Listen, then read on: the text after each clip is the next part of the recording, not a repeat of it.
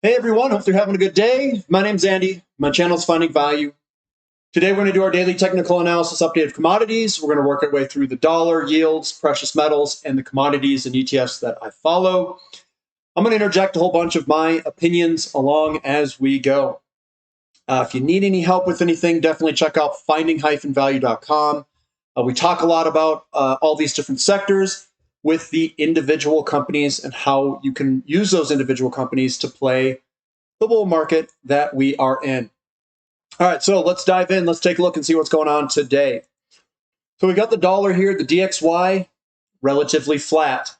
Again, this mimics what interest rates do and the monetary tightness of the United States versus other monetary tightness of other currencies. Right now, we're moving sideways across the board in terms of DXY and yields across the board. So we've got the dollar. I mean, to me, this kind of looks like the dollar wants to go a little bit lower. How am I basing that? Well, what we look for are these big red candlesticks that are diving lower with some pretty good force. And every time it goes back up, it takes a couple of days to get back up. It takes a couple of days to get back up. This is generally a move to the downside with that type of pattern that I've seen in history. So I would expect the DXY to probably go lower. Now, that is also saying that yields could fall. So we go over to the yields, and we see a similar characteristic, but it's not as clear cut. But we do see some characteristics. We do see a large selling, I should say, a large decline in interest rates here. Then we came across, we based out, we came back up. We can see that we're struggling to come back higher again. It's taking more days to come up than it is for this to fall. So I do think eventually this will work its way lower.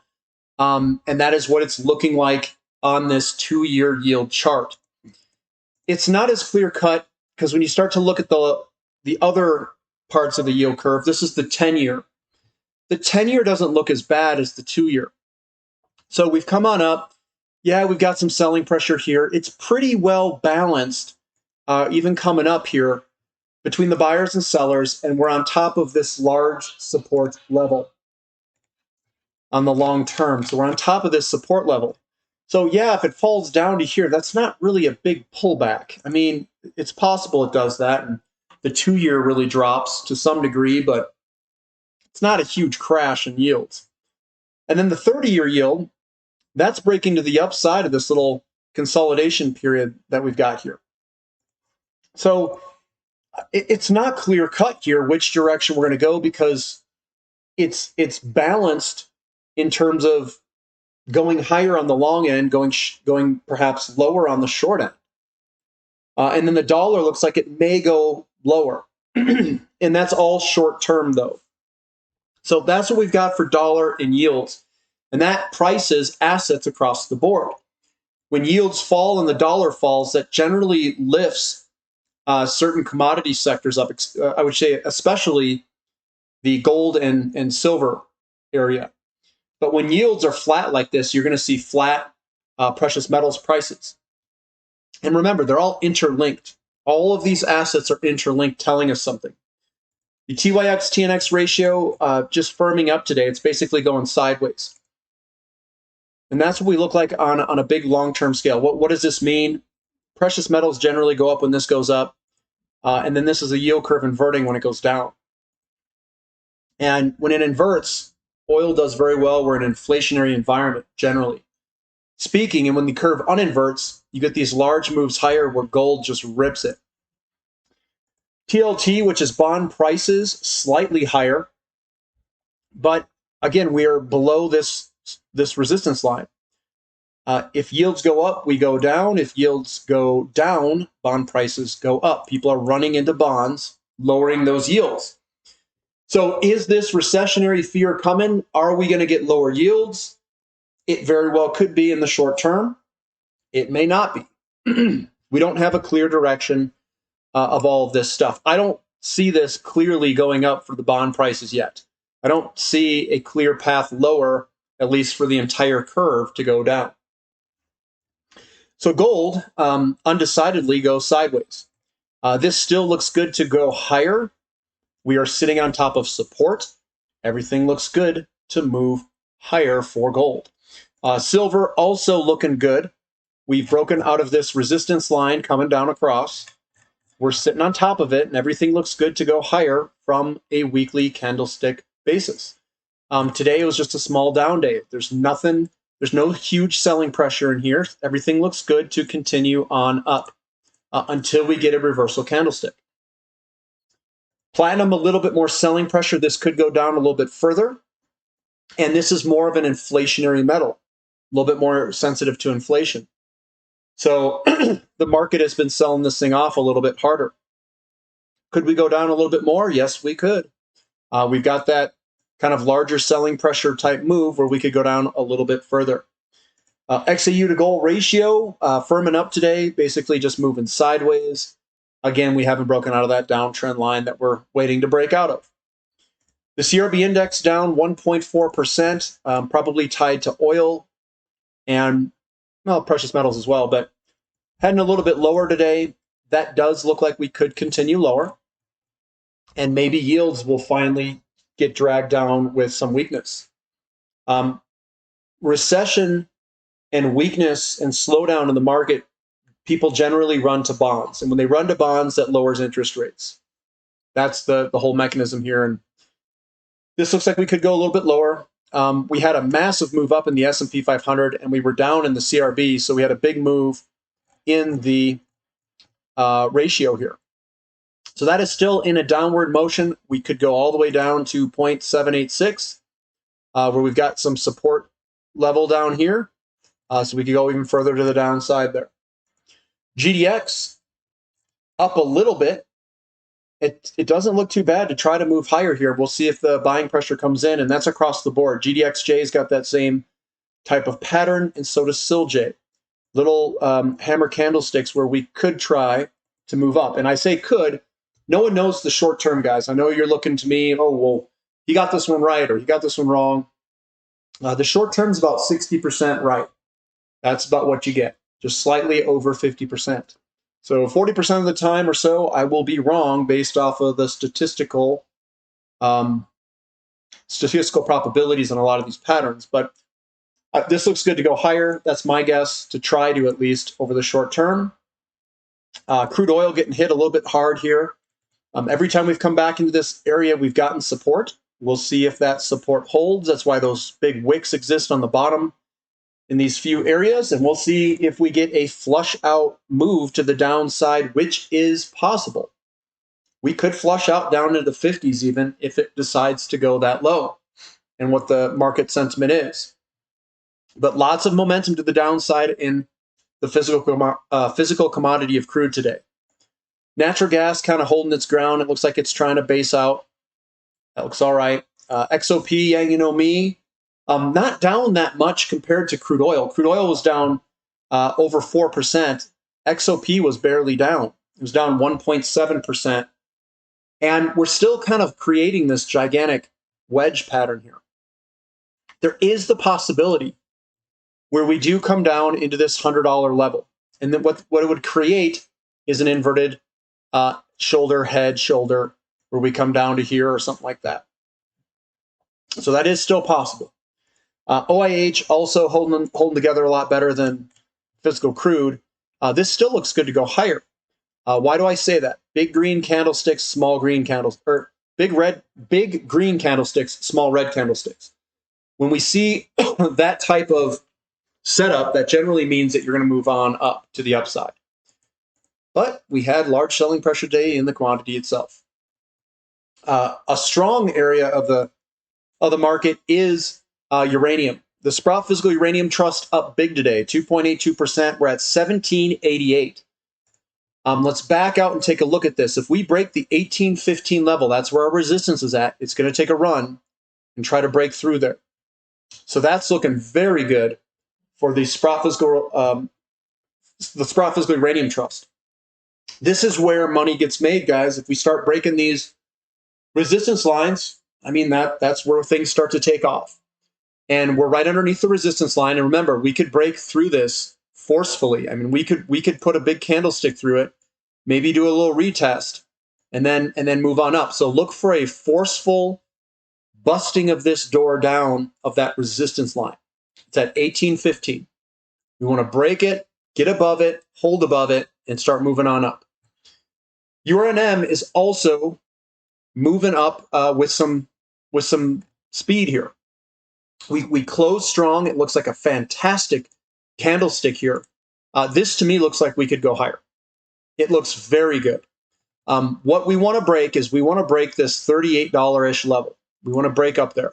We want to get up on top, get above it, and create a higher high and get out of this downtrend. So that is what our eyes are set on. That's what we want to break, $38-ish. And we've got a really good momentum coming up right now. And URNJ also outperforming. It's breaking to the upside. Looks fantastic as well. TAN also moving higher today, and it does look like it wants to move on up. I'm looking at how this is positioning. See, there's no real large red candlesticks, and the green army is starting to interject itself. That is pressure to the upside. So I do think this is going to break to the upside at some point.